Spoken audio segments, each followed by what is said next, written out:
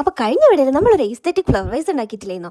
അതിലിട്ടേക്കുന്ന പൂവ് എങ്ങനെ ഉണ്ടാക്കുന്നതെന്ന് കുറെ പേര് ചോദിച്ചിട്ടുണ്ടായിരുന്നു. അതെ, അപ്പൊ നമ്മൾ ഇന്ന് ഉണ്ടാക്കാൻ പോകുന്നത് പിയോണീസ് ഫ്ലവർ ആണ് കേട്ടോ.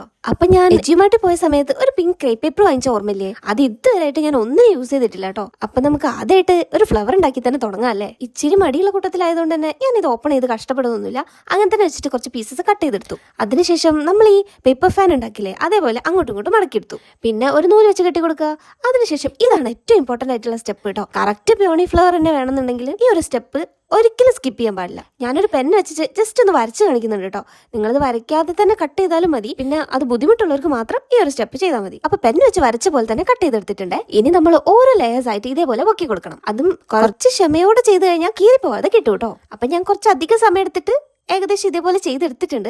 എന്തായാലും എനിക്കിതിന്റെ റിസൾട്ട് ഇഷ്ടപ്പെട്ടു. നിങ്ങൾക്കോ? ഇനി നമുക്ക് ഇതിനൊരു സ്റ്റെമ്മും ലീവ്സും ഒക്കെ ഉണ്ടാക്കി കൊടുക്കണം. അതിന് ഞാനിവിടെ ഗ്രീൻ പേപ്പർ റോൾ ഉണ്ടാക്കി എടുത്തിട്ടുണ്ട് കേട്ടോ. അതിപ്പോ എങ്ങനെയാ നിങ്ങളത് പറഞ്ഞിരേണ്ട ആവശ്യമില്ലല്ലോ, നിങ്ങൾക്ക് ഓൾറെഡി അറിയാവുന്ന കാര്യമല്ലേ. അതുകൊണ്ട് ഞാനത് സ്കിപ്പ് ചെയ്തിട്ടുണ്ട്. എന്നിട്ട് ഇതിന്റെ മേൽഭാഗം ഇതേപോലെ 3 പീസായിട്ട് കട്ട് ചെയ്ത് കൊടുക്കുക. ആ ഭാഗത്ത് ഗ്ലൂഗണോ അല്ലെങ്കിൽ ഫെവിക്കോളോ എന്തെങ്കിലും വെച്ചിട്ട് ഒന്ന് ഒട്ടിച്ചു കൊടുക്കുക. സംഭവം റെഡി. ഇനി നമുക്ക് ലീഫ് കട്ട് ചെയ്തെടുത്താലോ? അപ്പൊ നമ്മൾ ട്യൂലിപ്പ് ഒക്കെ ഉണ്ടാക്കുന്ന സമയത്ത് ഉണ്ടാക്കുന്ന അതേപോലത്തെ ഒരു ഷേപ്പിലാണ് കേട്ടോ ഞാൻ കട്ട് ചെയ്തെടുത്തേക്കുന്നത്. എന്നിട്ട് അതും ഗ്ലൂഗൺ വെച്ചിട്ട് ഒട്ടിച്ചു കൊടുത്തു. ഇതേപോലെ 2-3 എണ്ണം ഉണ്ടാക്കി ആ ഫ്ലവർ വൈസിൽ വെച്ചാൽ അടിപൊളിയായിരിക്കും. പിന്നെ ഈ ഒരു സംഭവം ഉണ്ടാക്കി വന്നപ്പോഴാണ് പണ്ട് നമ്മുടെ ജിസോന്റെ ഒരു സോങ്ങില്ലേ, ഫ്ലവർ എന്ന് പറഞ്ഞിട്ട്, ഇപ്പൊ ഓർമ്മ വന്നോ? അതിൽ കാണിക്കുന്ന ആ ഒരു ഫ്ലവർ അന്ന് ട്രെൻഡ് ആയിരുന്നെങ്കിലും അന്ന് എനിക്ക് ചെയ്യാൻ പറ്റിയിരുന്നില്ല. പക്ഷെ അന്ന് ചെയ്യാൻ പറ്റാത്തതുകൊണ്ട് ഞാൻ ഇപ്പൊ ഒന്ന് ചെയ്തു നോക്കി. എന്തായാലും അതും അടിപൊളിയായി വന്നിട്ടുണ്ട്. അപ്പൊ നിങ്ങൾക്ക് ട്രൈ ചെയ്ത് നോക്കണം എന്നുണ്ടെങ്കിൽ ഇപ്പൊ തന്നെ ചെയ്തോളൂ കേട്ടോ.